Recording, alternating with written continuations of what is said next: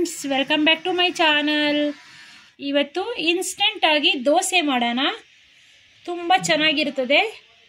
ದೋಸೆ ತಿನ್ನಬೇಕನ್ಸುತ್ತೆ. ಅಕ್ಕಿ ರುಬ್ಬೋದೇನು ಬೇಕಾಗಿಲ್ಲ, ನೆನೆಸ್ಬೇಕಂತಲೇ ಏನಿಲ್ಲ. ಈ ರೀತಿ ದೋಸೆ ಮಾಡಿಕೊಡಿ, ತುಂಬ ಚೆನ್ನಾಗಿರ್ತದೆ. ನೋಡಿ ದೋಸೆ ಅಂತೂ ಎಷ್ಟು ಚೆನ್ನಾಗಿದೆ. ಬನ್ನಿ ಯಾವ ರೀತಿ ಮಾಡೋದನ್ನ ನೋಡ್ಕೊಂಬರೋಣ.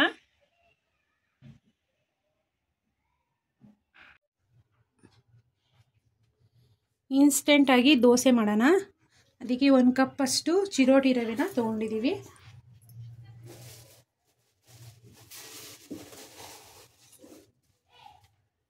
ಕಾಲು ಕಪ್ಪಷ್ಟು ಅವಲಕ್ಕಿನ ತೊಗೊಂಡಿದ್ದೀವಿ. ಎರಡನ್ನ ಮಿಕ್ಸ್ ಮಾಡಿಕೊಂಡು ಪೌಡ್ರ್ ಮಾಡ್ಕೊಂಬರೋಣ. ಮಿಕ್ಸಿಯಲ್ಲಿ ಎರಡನ್ನ ಮಿಕ್ಸ್ ಮಾಡ್ಕೊಂಡಿದ್ದೀವಿ. ಇದನ್ನು ಪೌಡ್ರು ಮಾಡ್ಕೊಂಡು ಬರೋಣ. ಈ ರೀತಿ ಪೌಡ್ರ್ ಮಾಡಿಕೊಂಡು ಒಂದು ಪಾತ್ರೆಯಲ್ಲಿ ಸೇರಿಸ್ಕೊಳ್ಳಿ.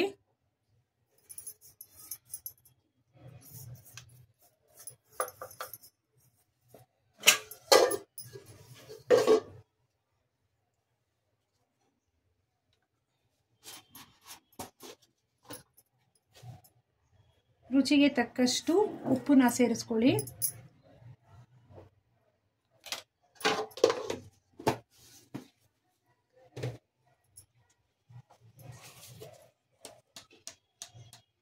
ಮನೆಯಲ್ಲಿ ಅಡುಗೆ ಸೋಡಾ ಅನ್ನೋದಿದ್ರೆ ಅದನ್ನು ಸೇರಿಸ್ಕೊಳ್ಳಿ.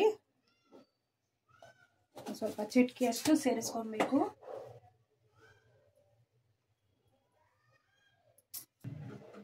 ಕಲ್ಲರ್ಗೋಸ್ಕರ ಸಕ್ಕರೆನ ಸೇರಿಸ್ಕೊಳ್ಳಿ. ದೋಸೆ ಅಂದಮೇಲೆ ಕಲ್ಲರು ಇರಬೇಕು, ಶೈನಿಂಗ್ ಇರಬೇಕು. ಅದಕ್ಕೋಸ್ಕರ ಸಕ್ಕರೆ ಸೇರಿಸ್ಕೊಬೇಕು. ಇಲ್ಲಿ ಹುಳಿ ಮೊಸರಾದರೂ ಸೇರಿಸ್ಕೊಬೋದು, ಇಲ್ಲ ನೀರಾದರೂ ಸೇರಿಸ್ಕೊಬೋದು. ನೋಡಿ ಇವಾಗ ಚೆನ್ನಾಗಿ ಮಿಕ್ಸ್ ಮಾಡ್ಕೊಳ್ಳಿ. ಮೊದಲಿಗೆ ಉಪ್ಪೆಲ್ಲ ಸೋಡಾ ಎಲ್ಲ ಹಾಕ್ಕೊಂಡಿದ್ವಲ್ಲ, ಸಕ್ಕರೆ ಎಲ್ಲ ಮಿಕ್ಸ್ ಮಾಡಿಕೊಂಡು ವಾಟರ್ನ ಸೇರಿಸ್ಕೊಳ್ಳಿ. ಹುಳಿ ಮೊಸರು ಹಾಕೊಬೋದು, ನಾನು ಹುಳಿ ಮೊಸರು ಯೂಸ್ ಮಾಡಲ್ಲ. ನೋಡಿ ಈ ರೀತಿ ಸ್ವಲ್ಪ ಸ್ವಲ್ಪ ನೀರನ್ನ ಸೇರಿಸ್ಕೊಂಡು ಈ ರೀತಿ ಮಿಕ್ಸ್ ಮಾಡ್ಕೊಳ್ಳಿ. ನೋಡಿ ಈ ರೀತಿ ಇನ್ನೊಂದು ಸ್ವಲ್ಪ ನೀರನ್ನ ಸೇರಿಸ್ಕೊಳ್ಳೋಣ.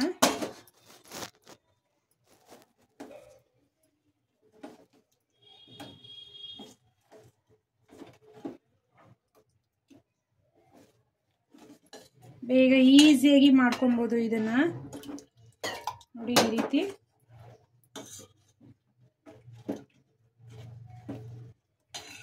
ಈ ಹದದಲ್ಲಿ ಚೆನ್ನಾಗಿ ಕಲಿಸ್ಕೊಂಡು ಇವಾಗ ಇದನ್ನು ಪ್ಲೇಟ್ನ ಕ್ಲೋಸ್ ಮಾಡಿ ಒಂದು 10 ನಿಮಿಷ ರೆಸ್ಟ್ ಮಾಡೋಕ್ಕೆ ಬಿಡೋಣ. ಇದನ್ನು ನೋಡಿ ಈ ರೀತಿ 10 ನಿಮಿಷ ಆಗಿತ್ತು. ಈ ರೀತಿ ಆಗಿದೆ. ಒಂದು ದೋಸೆ ಹಾಕೋಕ್ಕೆ ಒಂದು ತವ ಇಟ್ಕೊಳ್ಳಿ. ತವ ಇಟ್ಕೊಂಡು ಈ ರೀತಿ ಚೆನ್ನಾಗಿ ಒರೆಸ್ಕೊಂಡು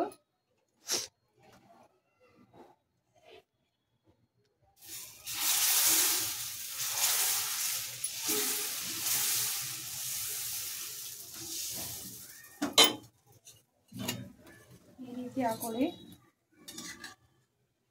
ಎಣ್ಣೆ ತುಪ್ಪ ಎರಡೂ ಕಾಯಿಸ್ಕೊಂಡ್ಬಿಡ್ಬೇಕು.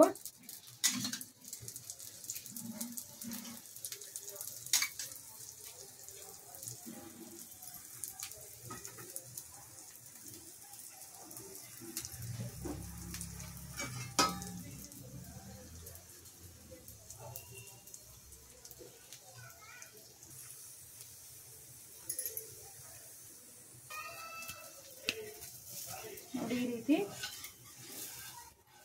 ತಿರುಗಿಸ್ಕೊಡಿ. ನೋಡಿ ಈ ರೀತಿ ಕಲರ್ ಚೆನ್ನಾಗಿ ಬರ್ತದೆ. ದೋಸೆ ಮಾತ್ರ ಸೂಪರಾಗಿ ಬರ್ತದೆ. ಇಲ್ಲಿ ಹುಳಿ ಮೊಸರು ಹಾಕೊಂಡ್ರೆ ತವಾಗೆ ಅಂಟ್ಕೊಂಡ್ಬಿಡ್ತದೆ. ಅದಕ್ಕೆ ಹುಳಿ ಮೊಸರು ಹಾಕೊಬಾರ್ದು. ಅದು ನಾನ್ ಸ್ಟಿಕ್ ತವ ಇರ್ತದಲ್ವ, ಅದಕ್ಕೆ ಬೇಕಾದರೆ ಹುಳಿ ಮೊಸರು ಹಾಕೊಂಡ್ರು ಚೆನ್ನಾಗಿ ಬರ್ತದೆ. ನೋಡಿ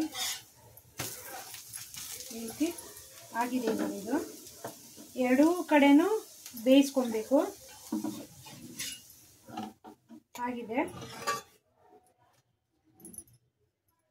ಇನ್ನೊಂದು ದೋಸೆ ಹಾಕೊಬೇಕಂದ್ರೂ ಇದೇ ರೀತಿ ತವಾನ ಒರೆಸ್ಕೊಂಡು ನೀಟಾಗಿ ಬೇಗ ಬೇಗ ಈ ರೀತಿ ಸ್ಪ್ರೆಡ್ ಮಾಡ್ಕೊಬೇಕು.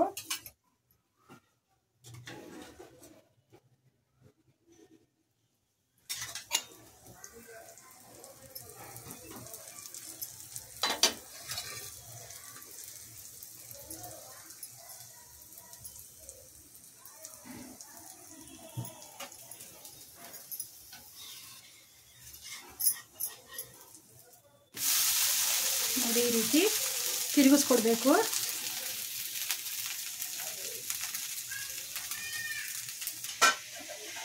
ನೋಡಿ ಈ ರೀತಿ ಆಗಿದೆ ಇವಾಗ ಇದು.